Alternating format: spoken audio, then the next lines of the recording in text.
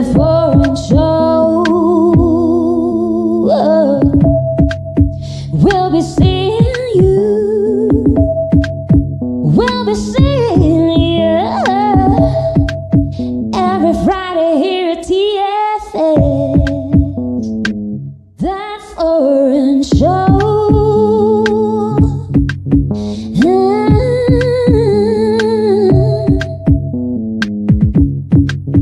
We'll be seeing you on ThatForeignShow. We'll be seeing you. We'll be seeing you every Friday here at TFS. ThatForeignShow.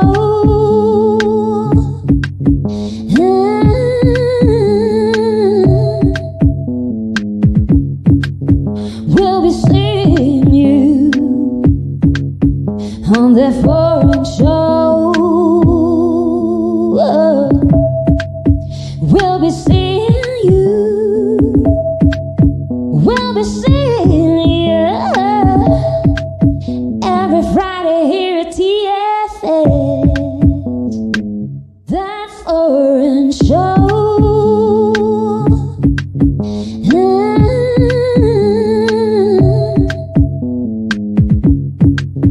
We'll be seeing you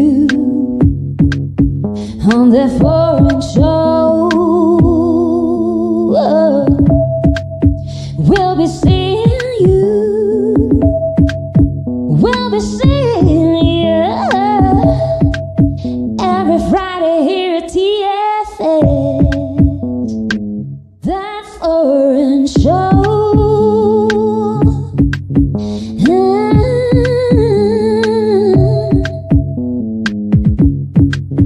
We'll be seeing you on ThatForeignShow. We'll be seeing you. We'll be seeing you every Friday here at TFS. ThatForeignShow.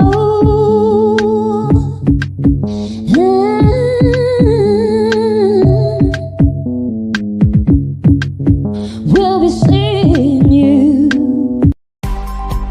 ADR Networks presenta. You're in the show, sis. This is Celestine Angel. And I'm Isaac Crouch. And this is... On ThatForeignShow. Yes, y'all. Yes, y'all. It's Friday, 3 p.m. Welcome to the show. Welcome to ADR Networks, and we are here activating your senses. My name is Celestine Angel. And I'm Isaac Rakesh. So today we're not doing That Insider. We are just going to talk about some energies that we got from the tarot. I do read tarot for the new year. For the new year. 2024. Well, Happy New Year, one and all of you joining us here at ThatForeignShow. And we're not doing the usual kind of Insider today. segment, right? Yeah, we just want to talk about 2024 and some of these energies that we really connect to. So, Monica, if you could put up the pictures that we sent you. Basically, these are energies that we got from reading the cards. Okay, once we have them up, let me. Yes, it's something that we're trying differently, all right, for this show, something different, and it is intentions, ideas,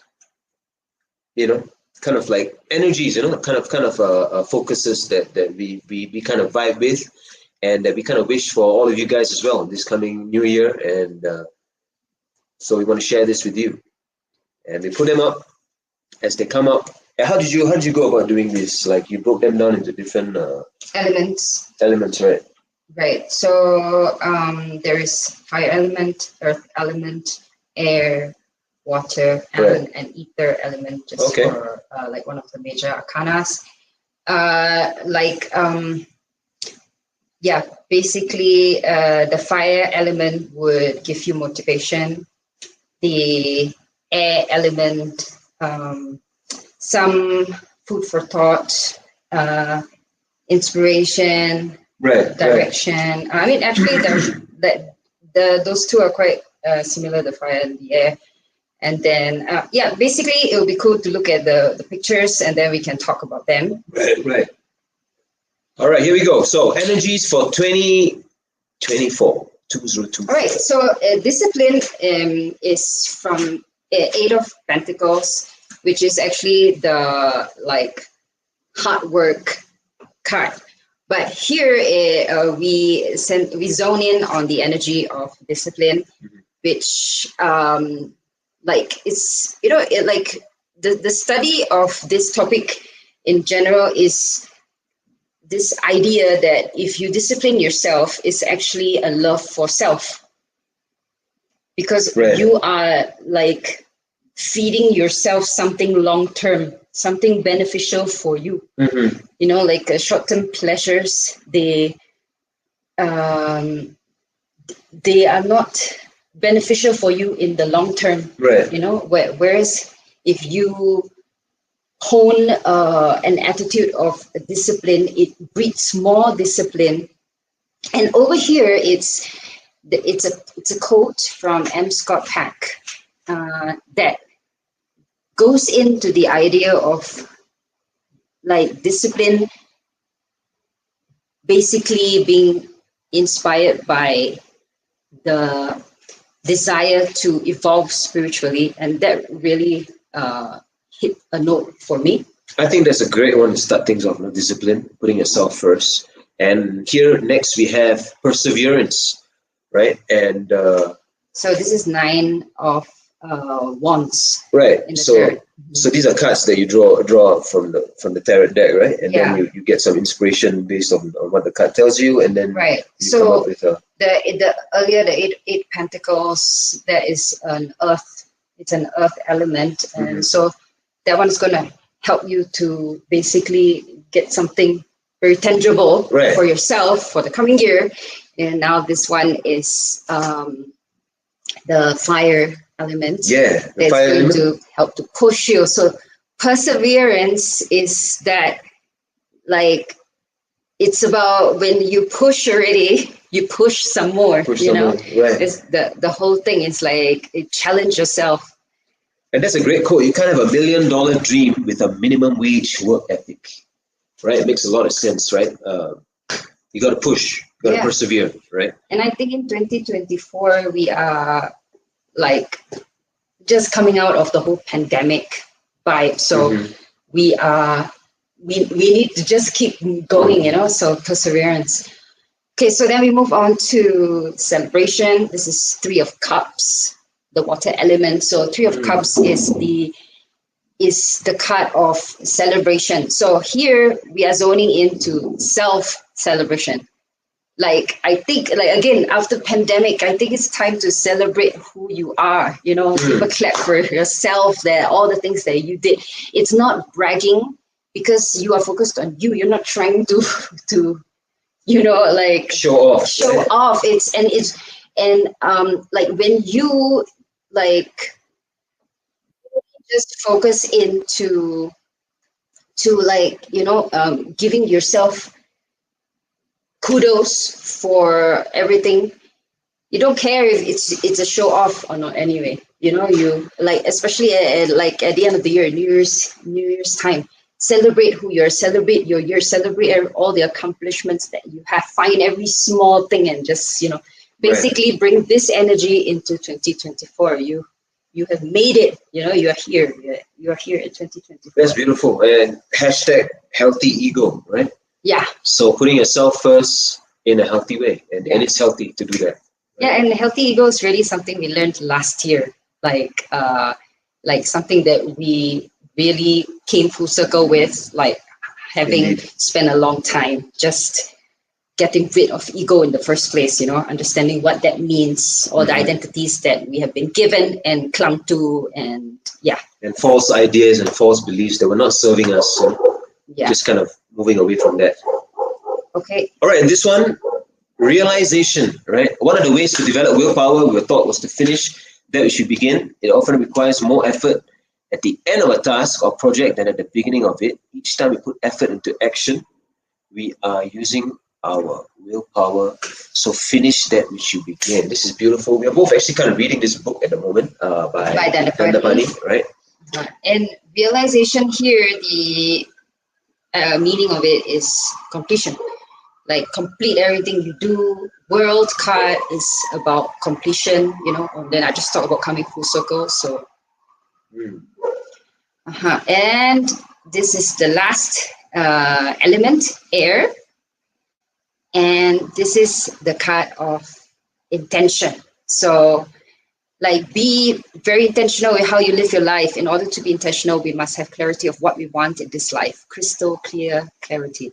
So, like basically, the idea of intention is that at each point, your awareness is being managed. You're not just, stream of consciousness all the time, Right. and lost and all that. Is every moment you are pulling your awareness back to you deciding where it goes and what you want to put your attention on. Especially in this day and age when there are lots of distractions, or I should say, Lots of distractions. It's easier to get distracted now, Yeah. like with all the different things. So staying in your lane and kind of staying strong with your intention. Yeah. Concentrate, basically focus. So yeah, like this book that we are talking about from Dandapani. Basically, he talks about technology, saying that it's not technology's fault that we are distracted. It's a tool for you. So you need to learn to manage your awareness. And I really love that. And I really feel like all these things that he's talking about is like extremely the same pace as what I am awakening to. I mean, all these things are stuff that we have always thought about and have been working on, discussing, and it is like very deep reminders for us, and it's time to really hone in and practice it. And 2024 is for us to do that, and we're sharing all these thoughts with you, these energies with you, and we hope that it will be stuff that will be helpful to you in 2024, like especially being foreigners in Mexico, like basically, we talk about this all the time. Like, if you're a foreigner, you need to think fast, be on your feet, change, adapt, and yeah. Right. These are things that I would say kind of like focal points, that if we zoom in on, or that if we can master these ideas, although they seem simple, in fact, they seem almost feel like those generic posters that you see in office walls, motivation and things. Yeah, it is generic. The thing is, but they're the common sense stuff, and like exactly. Usually you can get anything from just going to the common sense stuff, because we're overwhelmed, overthinking, trying to overcomplicate things. Yeah, exactly. So, and that is a superpower that Dandapani talks about in his book as well. That if you are able to be intentional and be very clear with your focus and what you're trying to do, that you will end up actually living a joyful and fulfilling life. Yes. So our guest is here. Yes. Marvin Govinden from the UK. Let's welcome him. He's backstage. Okay, well. Coming in. He's here. Hello. Hey, Marvin. Hi, everyone. Hey. Hi. Marvin, how you doing? Welcome to the show. Thank you. Right. So. You can hear us good? I can hear you okay for now. I think my connection's good. Perfect. Okay. Well, nice to see you again. So let's jump right in. Let's find out more about your background. I mean, I know, but like the audience needs to know. Yes. And what's your background? And yeah, before you came to Mexico, like where you from and all that. Yeah. Sure. Yeah. So I'm Marvin. I'm almost 48 years old. I came to Mexico when I was 30, so around 2006. So I was working as an engineer in West London in the UK, and everything is fine. It was good job, car, flat, everything. Um, when I moved to Mexico, Oh, sorry, Marvin, you got cut off there. it was a whole new experience because I had so yeah, it's a big reboot for me. But my whole life I've been in the UK basically. Right. So, like, I mean, like from the stuff that you told me, like, it really, I thought it was really impressive how, like, when you came to Mexico, you really immersed yourself, like you're very open, and then like you wanted to know all the like cultural stuff, and you learned Spanish dedicatedly, all that, and yeah, it was really cool. Yeah. To really- Sorry. Yeah. So coming as an engineer, you've got your formation, you have your career path, and then to suddenly immerse yourself in something where you don't even know the language, it's a new experience and it's adventure. It's something not everyone wants to do, but it Right. So you're going from maybe West London, cloudy, a very structured lifestyle, to suddenly a very sunny lifestyle. Many informal, the way you may dress may be very informal when you're around the city. And initially, well, you have to learn the language, and that was 4 hours of intensive Spanish, no English, for a number of weeks, and you can extend it as long as you want. So I was on average, I did about 4.5 months of intensive Spanish. I've made new friends on the course who are mainly foreigners like me who were looking to learn Spanish, Mexican Spanish in this case, and then really adapt to the lifestyle. I mean, it's people are very friendly. They're very humble. The types of restaurants you may go to are more informal. The food is different. You have to adapt to the food. So you have to be available to maybe give up some of the things we're used to and the things to doing all your life and say, I'm going to start eating this other kind of food and getting used to that, socializing with people. The work hours are slightly different. People like to eat a lot later here than in the UK. Maybe at 12:30 in the UK. Over here, it could be at 3 o'clock in the afternoon. So you have to make those basic adjustments. And the thing I found is I had to really keep an open mind. You couldn't be too picky and say, I'm going to apply for exactly the same work I did all the years prior to that moment. You have to be a bit more open. You know what? I'll work here and I'll see what happens. Because at the same time, in my case, you learn Spanish, but you don't learn technical Spanish. Who's going to teach you technical Spanish at a? Yeah. Right. But you said you did, right? Like for your line of work, you had to go and learn again. Yes. Like you had to learn Spanish and with all the technical terms and stuff like that. So, where do you go for that? I don't even know. Exactly. So I got like a Spanish dictionary with technical terms. So like an engineering dictionary. And at the same time, I did tech support work for a representative company. And so I could learn what I needed to support. And then I get a phone call and I'd give support. It's very basic work, not that much communication, but you have colleagues. You have local colleagues from Mexico. And they would help me to translate things. They would support me in my work. You make new friends, and bit by bit, I would get more experience in the field. So that way, that set me up for my next job. Yes, I think I've lost you guys.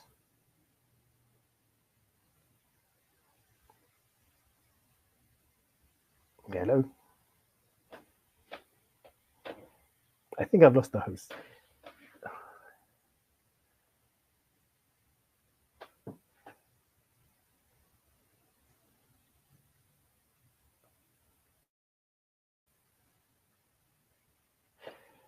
Anyway, so just to carry on, so with that, I would Sorry, Sorry, we were completely cut off. Yes. Yes, I noticed that. Were you still talking when we were? No, I I'm so stopped for a bit. Okay. For a bit. Okay. All right, wait, I thought you got bored. You got bored and you left. Okay, well, okay. Enough of this. No, I would actually like to ask you. Okay, sorry. No. I realized I was asking all the questions, but like basically, I would like to ask you like, so you've been here like 20 over years.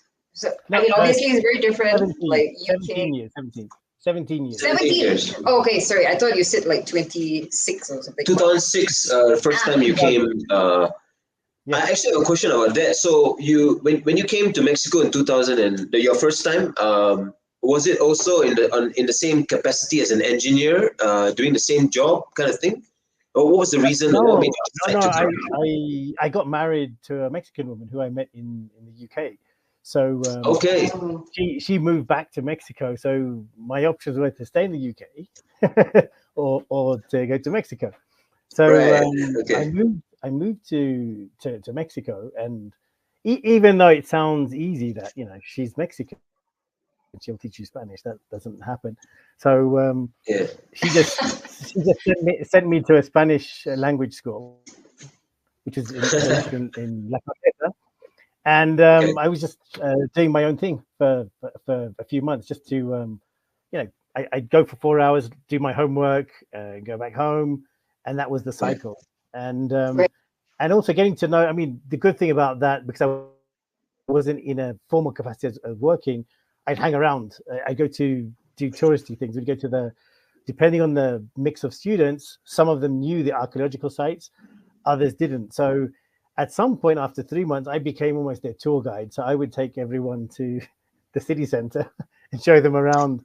And and that helps to get to know a bit of the colonial history, the archaeological history, and it makes you love the place more as well, because you see everything that's happened.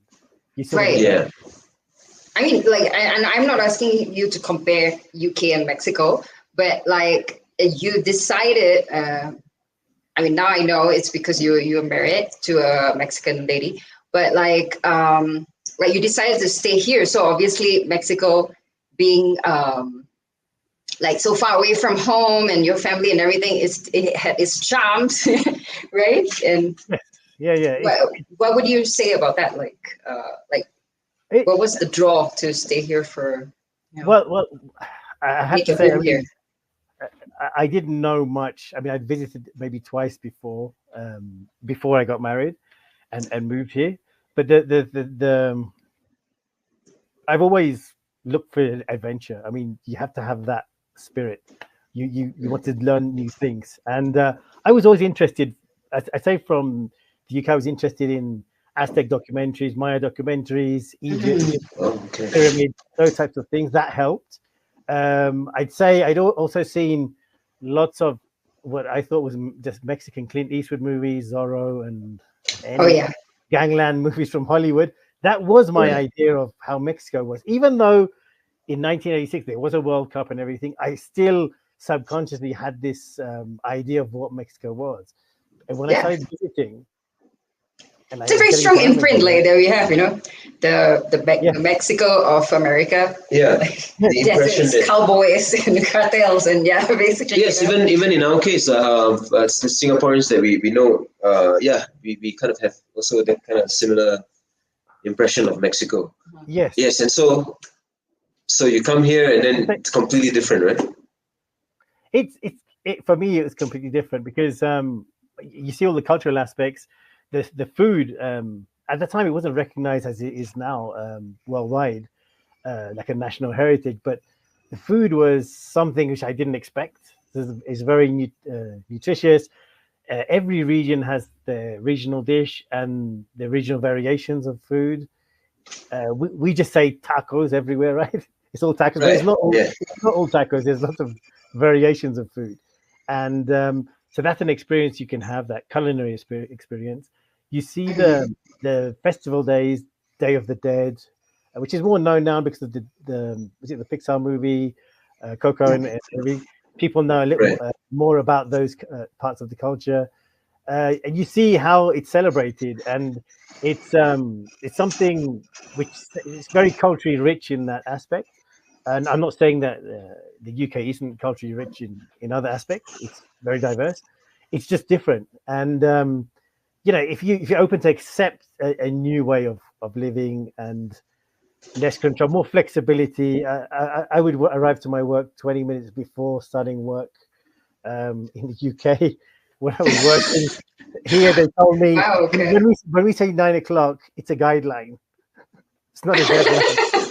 Well, I like that saying.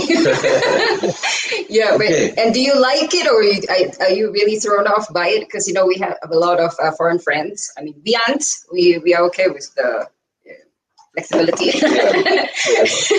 But we have a lot of foreign friends who are really annoyed by the lateness. Most recently, a German friend was complaining about that also. Yeah, yes. The discipline.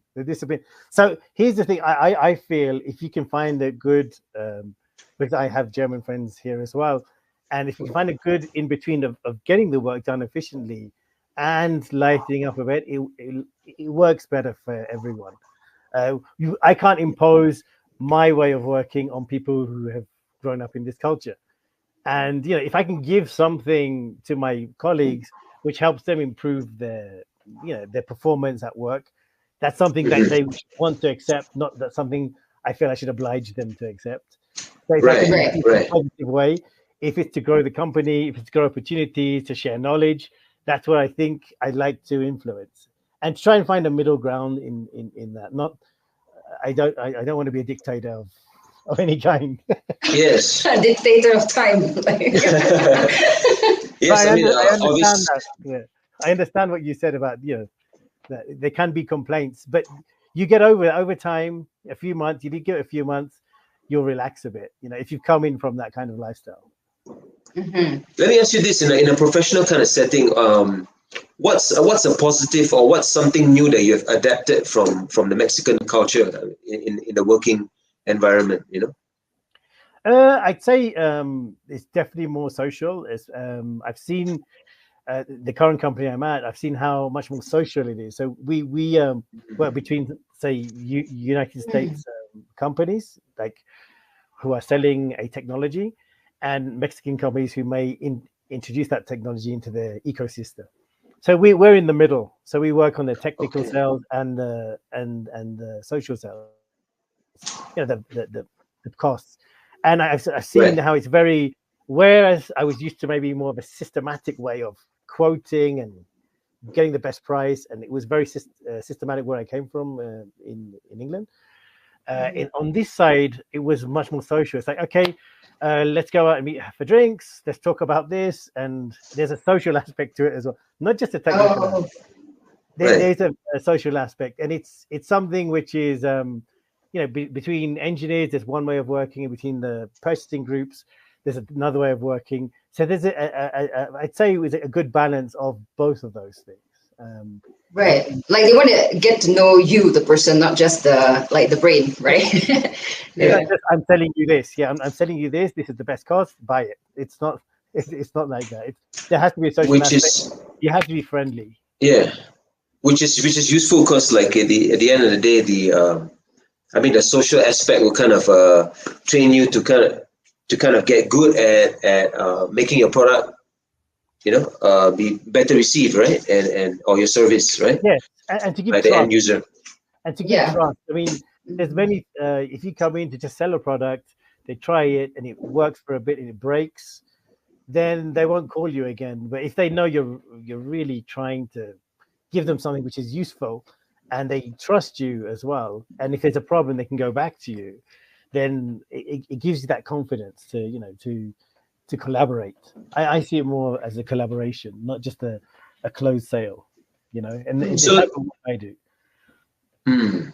Let me ask you this, Marvin. So after spending some time here in Mexico, you went back to the UK for a period? I was going back every 2 years to visit my family. That sort of stopped during the pandemic because it was more dangerous to do that. with Right. elderly parents. So it's been more WhatsApp and Skype in that sense. But I do go back, and I do like to meet my friends and that I studied with and have grown up with. So. Okay, so I was going to ask you, like the people or the usual groups that you hang out in the UK, do they notice any difference in the way that you know, like some changes Oh, in, yeah. in you or yourself? Do you?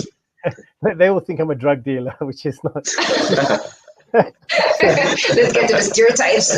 Yeah. So Yeah. that would usually be, what are you doing?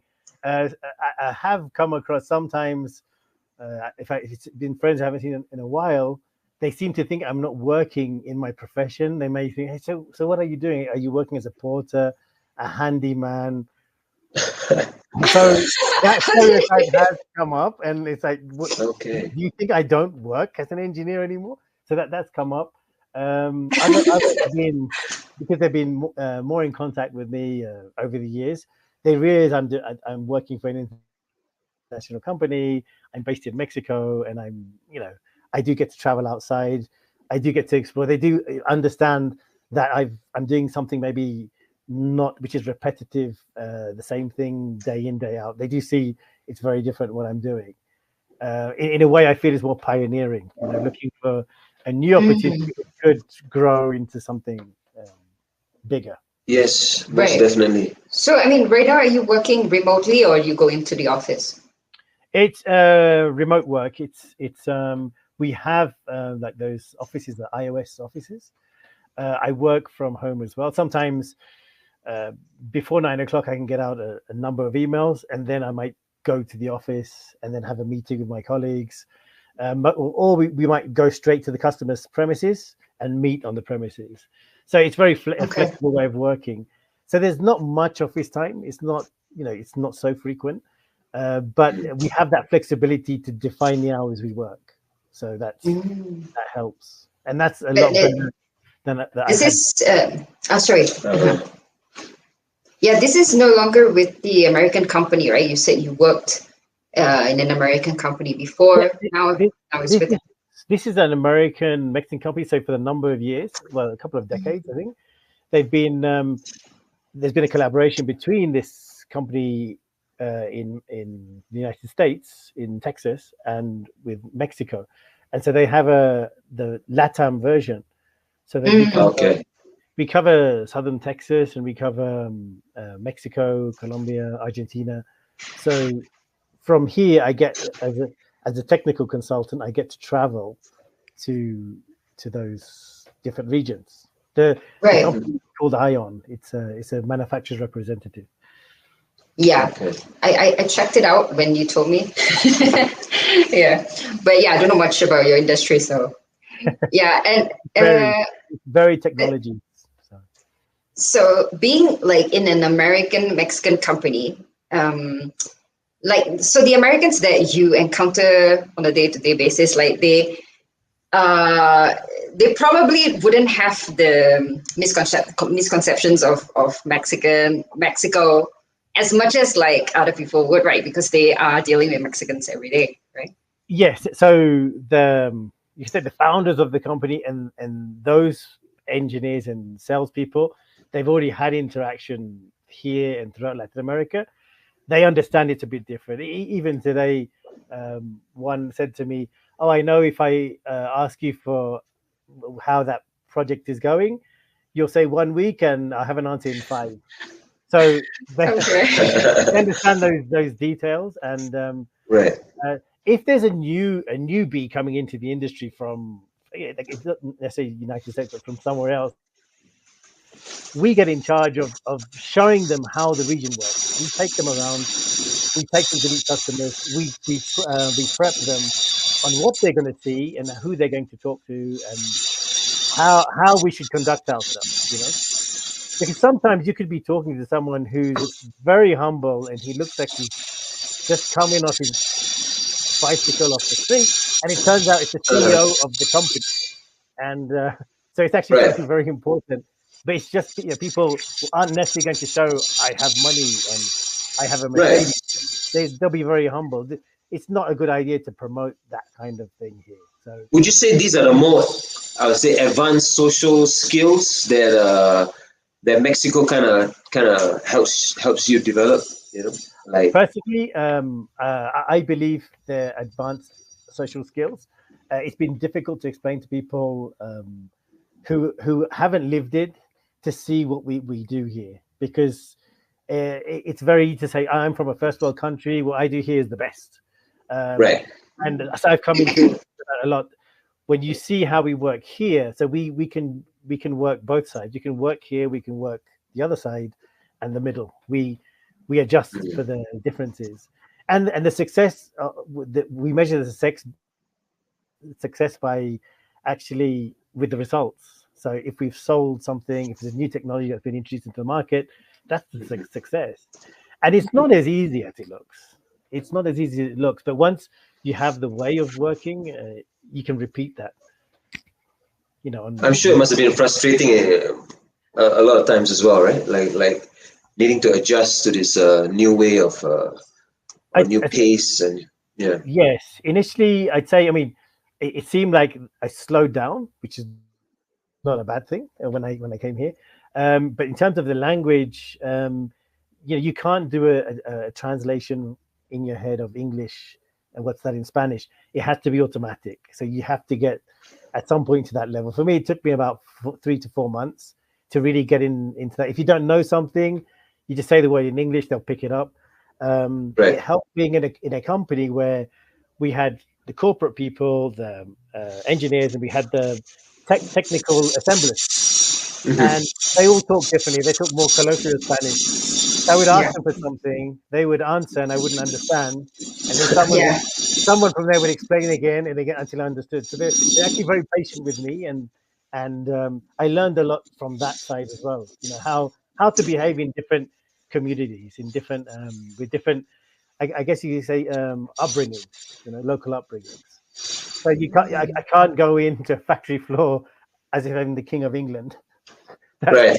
Yes. Work. You have to go in on a more humble level, a more empathetic level. Right. That's And like back home, besides what you told us, like the joke about like being a drug dealer, like what else? Like, I mean, like I'm sure like now that your friends have you who live in Mexico, they are now more educated about what Mexico is like. I think so. Yes. I think that they're slightly more sensitive to the exaggeration, maybe on the news, on how things are. I mean, always a negative is amplified, right? I mean, someone gets shot. That's what gets reported. You don't report there's a nice big party, right? There's happening in some town. So, if you look for trouble, you'll find trouble, like any other city. I have had discussions with them. I think especially a few years ago, it was like everyone who comes from the southern border crosses into the United States is a Mexican, and that's not the truth. There's lots of countries, lots of immigrants coming up through Mexico. That's a common misconception. It's like everyone's trying to escape, and that's not necessarily true. People do cross, they do work, they do send money across, they do come back. You have many nationalities trying to get to the United States. I think the most typical one, being lazy, drinking tequila, sleeping under cactus. Right. Yeah. Sleeping under cactus. I'm guilty of thinking that. Yes, I've been guilty of thinking that. And I was more ignorant.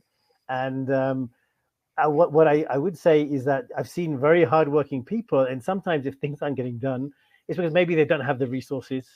They haven't been given the resources. I came from a company where I had $2 million worth of resource for my testing. And I went to another company here and I said, where is this equipment? And they didn't have it. They had like $20 worth of equipment. And somehow they were making miracles. They were making with no test equipment. And so I was very impressed. It's like, wow, you managed to do all of this work without any resource. So maybe things get slowed down and maybe it's not as efficient, but a lot of the time that's due to the resource that's been invested in those people. And a lot of the time they're not being paid a high salary at all. It's a modest salary. So it's very humbling and impressive that they can achieve what they can achieve with limited and personal wealth. Yeah, I mean, we've all heard the stereotype of, like what you say, lazy, lying around. But then there's also the stereotype of like you can't outwork a Mexican. Like there's also that they are super hardworking and that they just keep going and going and so. Yes. Yeah, I guess. Yeah. And that's true as well. There's a word that todólogos, which means a person that does everything. And it's true, because when I joined this company, it's like, well, this is what we need you to fix. If you can fix this as well, thank you. If you want to clean the place as well, it's okay. If you want to make the coffee, everything you want to do, you can do it. Whereas where in the environment I was before, it was like, this is your job. If it's done, we'll see you next month. And that was I didn't have anything else to do. So there was that change. So I've been allowed to do more than maybe I should be allowed to do. So that's good. Oh, you're saying in a nice way, you've been allowed to do. I've learned a lot. I've learned a lot by being able to do what I had to do, and then maybe doing things extra. It's helped me a lot. I have to say. Right. Yeah, I think it's exactly this attitude that will help you to thrive, like being in a foreign country, because you're open, you're adaptable. It's important to be like that, to really make the most out of being in a whole different environment. Yes.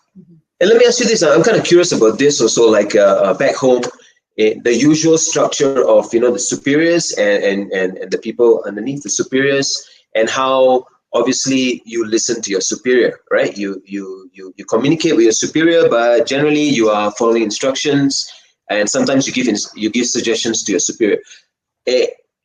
In Mexico, do you find that there's any difference in this chain of communication? Or is there any difficulty in getting your point across, or being misunderstood?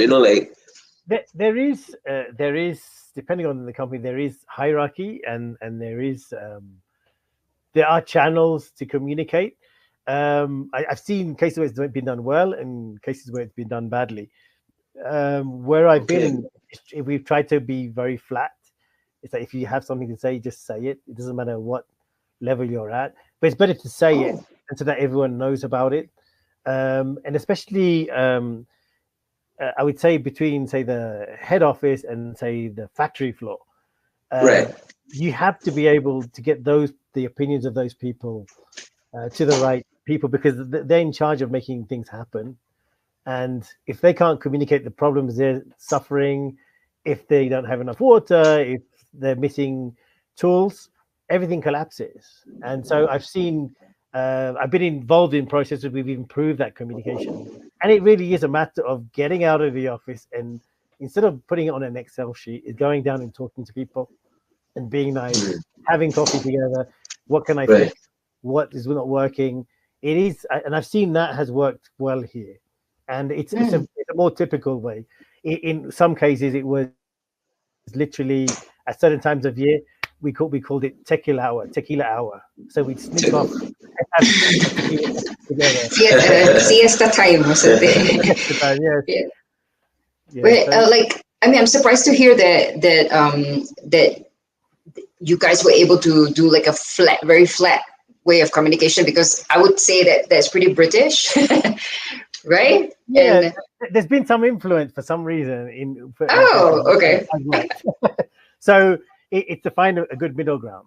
So there is a hierarchy, but what has worked for me is to try and say, let's communicate and work together, and not to try to, as you said, I am British, I know better than you.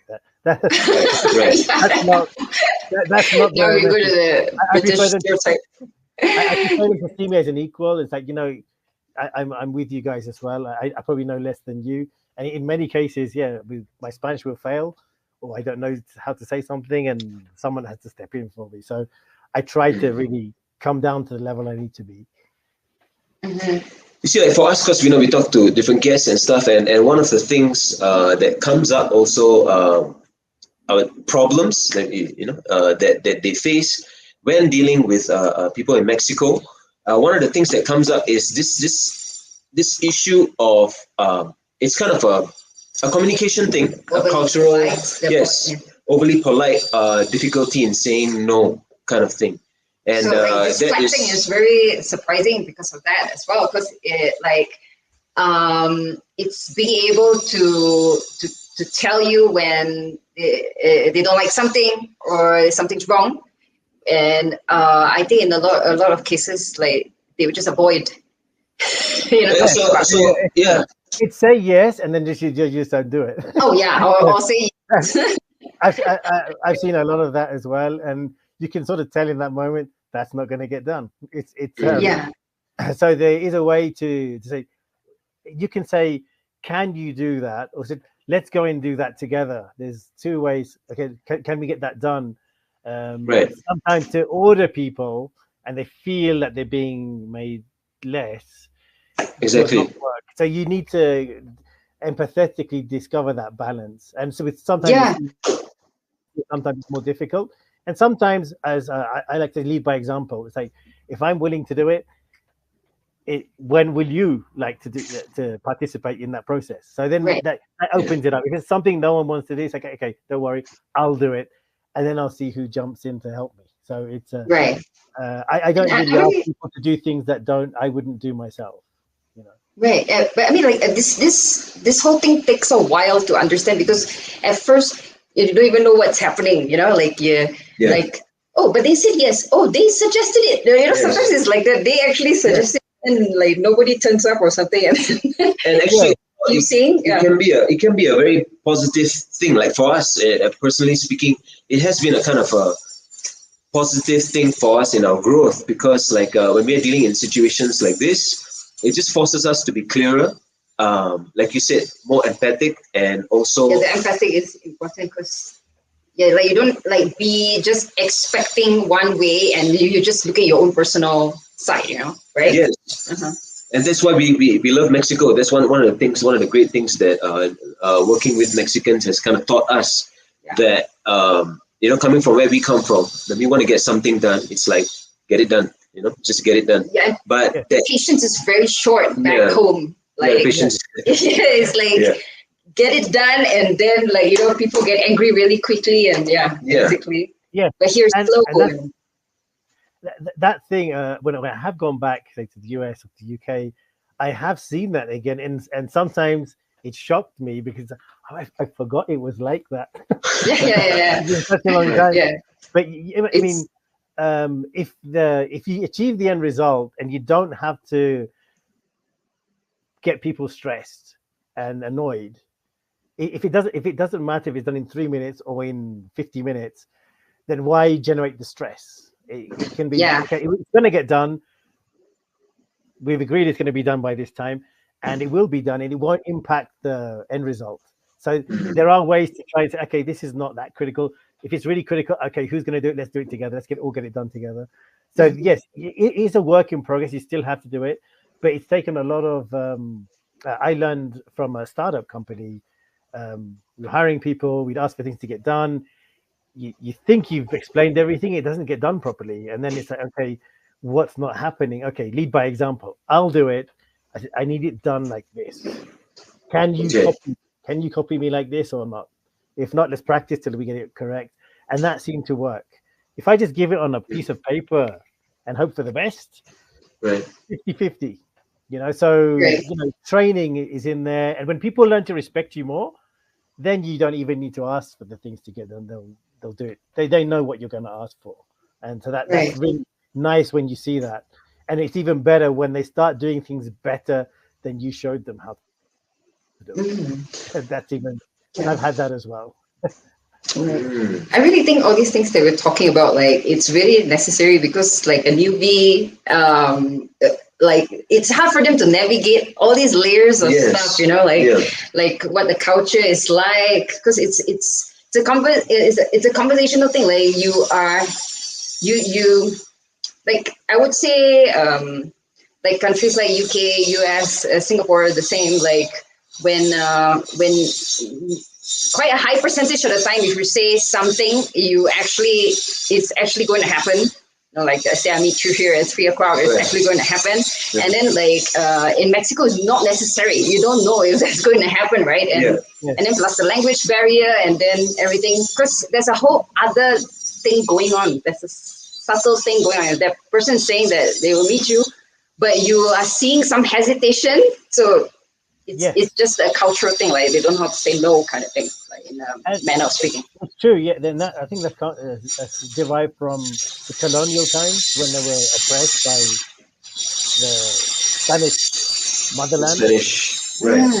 And so the people would say yes, but they were also being forced to do it, and so they may not do it, but they would just say yes. So I think it's come from that, and also here, and when people commit to a time, it's true. You can say let's meet at this time. So you have to build in that time. If I only need about 3 o'clock, I'm going to say 2 o'clock at this place because traffic here, it rains. That's true. That's true. Working, you can't build in 5 minutes of flexibility. You got to build in a lot more time. Then there's also the psychological thing. Yes. The psychological thing, yeah. Of like, like for example, back in Singapore, like if you have an appointment and both parties show up on time, ready for the appointment, that is the first clause of the contract agreed upon, that kind of thing. And I mean, in over here, it's a different kind of culture in terms of. It's more relaxed. It's they meet up, and it doesn't seem to be as serious as maybe as you just mentioned. It's more of sure, I'll meet you. Let's have I'll be there more or less at that time. It's not as strict, maybe it doesn't seem to be taken as serious as it should be, and that's a very common thing to see. So as an engineer, like where you need things to be precise, like how has that helped you, that gray area, that vagueness? I tend to push for details. So yes, your tolerance, maybe I need this done like this. So maybe it's a material that has to go into there, and something will arrive and it doesn't comply with that. So you get stricter on the material. You do, okay, you know what? I need it to be this size, very precise, and I need you to show me that. So you control it and you narrow the limits. Initially, when you ask for something, I need red paint, and the paint comes, it's almost purple. Right, okay, right. This Pantone color of paint, and it has to be, this, and then it has to be matched up. So you and then finally you're just giving them the color code itself, right? Color code itself, yeah. So you build it up to get the discipline you need. But it might not happen on the first run. And when people realize when they see the results, speed of response, one of the things that I've seen is you can ask for something and it doesn't happen very fast. But if you demonstrate you're moving a bit faster, maybe not as fast as in the US or UK, you move a bit faster and things get done more quickly and you achieve your goals, then it becomes more exciting. Hey, we achieved something that no one's achieved. And then that motivates everyone. There has to be rewards in there. It's right, because you mentioned that point earlier about respect, like gaining the respect of your colleagues and your workers, right? And once that is there, things kind of flow more efficiently, right? More efficiently, yes. And the respect is there. And if you're working with different levels, there could be people in the office, there could be people designing, and there could be people on the factory floor. If you don't see motivation. Hi, can you hear me? Yes, I'm back. Sorry, Marvin. The last thing we heard was if you're working with people on the factory floor. It's still more or less, yeah. All right. Can you hear me now? Yes, I can hear you now. Can you repeat what you just said? Sorry. Yes. If you're working with different people in the office, in design, in engineering, and the factory floor, you work with them in different ways. Okay, so you need to you have to be at the right level. You need to give them the information that will help them be successful, and at the same time, if you see they're not motivated, it's like, why they're not motivated? And I've come across the cases where they're not really being paid that much. And if they get a temporary job in the meantime, obviously, money, like they'll that go and do be that. something very demotivating. Yes, and so that sometimes. Okay, well, let's see. Marvin comes back. Frozen. Yeah, you're again. frozen. Am I frozen? So yeah, but that's a very interesting point. Yeah. Yeah, I think the points that Marvin has brought up has been helpful to me. Like, did you hear what I last said? That you're back. Yes. Like I definitely do like see this, like if you feel like the motivation is slow, and then you start putting in more of the, like, giving the example of what should be done, then I definitely noticed that, like, it is a factor that helps. So and the pay being low and is a real issue here, like. And these things that you mentioned about, like, for example, as a leader, doing things yourself and kind of showing by example, and then, gaining the respect of your peers, your colleagues, and then, finding that balance to kind of get the job done. It's like hearing you speak, and from our personal experience also, that has been kind of the transformative thing about doing business here, right? And making things happen here in Mexico. Because you got to kind of balance this, I guess, this cultural ways of doing things, Yeah. So for people who are traveling, sorry, were you going to say something? No, I think so. Yes, and to be open-minded and to try and really help as much as you can. To accept, for them to accept you and you to accept them. It can't be. You can't bring how you were 100%. You have to change. You have to adapt. Yeah, I think that if you are a very stiff kind of person, it's going to be very hard to just do well here, because it's really a whole different culture, and it takes a while to get it, Yeah. Yes, actually, that's a good point, and like an example comes to mind. We have some friends who run businesses here and from China, right? So there's a cultural clash between China and Mexico. So we can actually see what's happening between these bosses or business owners who are Chinese and their workers who are Mexican, right? And the frustration that happens when the workers get yelled at, and frustration on both sides, because both parties just want to get the job done. Yes. But then at the end of the day, when we talk to the Mexicans, they're saying, "Oh, the boss doesn't. He's always shouting. He's always in a bad mood, And since he's always in a bad mood, I don't feel like bringing up this issue which I have, or which needs to be solved, to him." And then it becomes an endless loop, And things. So and that is definitely a culture clash, and I've seen that as well. And it's been one of them where someone like me and my colleagues, what we do, we're that interface. So if company comes over directly and they try to do directly, they're going to have these collisions. When you have a group like the group I'm in, we're the interface. You can't do things like that. You can't talk to people like that. There are different labor laws here. There's other things. There's many things, not just labor laws, but how people are treated in China is not how people are treated here, and vice versa. It's different. Yeah. So there has to be something in the middle, and that's where people like me come in to make that transition a bit easier. Right. And I mean, like, one really good thing is, like, I would say the British way is actually very clear, and the whole kind of communication style is about like speaking up and getting things across, right? Like the Chinese way, very quiet, and they, like, there's a lot of silent things happening and you don't know what's going on, so it might have trouble there with that two cultures as well, like, since we're on that topic.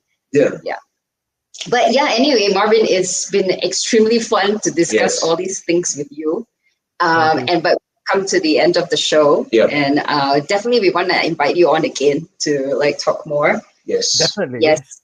Thank you very much.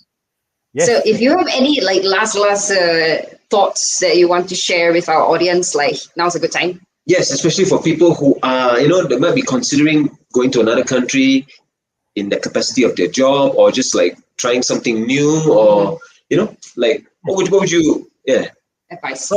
Have a very open mind. Be ready to adapt. Try to not restrict yourself in your enjoyment, in the culinary experience. Try to learn about where you're going, the culture, and just to be very open. Just to absorb as much as you can, and if you can immerse yourself in the language as well, that helps. All new experiences, and don't base it on what you saw in a Hollywood film. No, that doesn't work. Yeah. Okay, thank you so much. That was cool. And Yes. I'm Celestine Angel. I'm Isaac Rakesh. And we have Marvin Govinden with us. And we're here on ADR Networks, activating your senses. Catch you next time. you. Peace. Bye. Bye. Thank you to all who joined us here on That Foreign Show. It's been awesome. I'm Celestine Angel. And I'm Isaac Crouch, and we'll see you next Friday. Have a great weekend, y'all.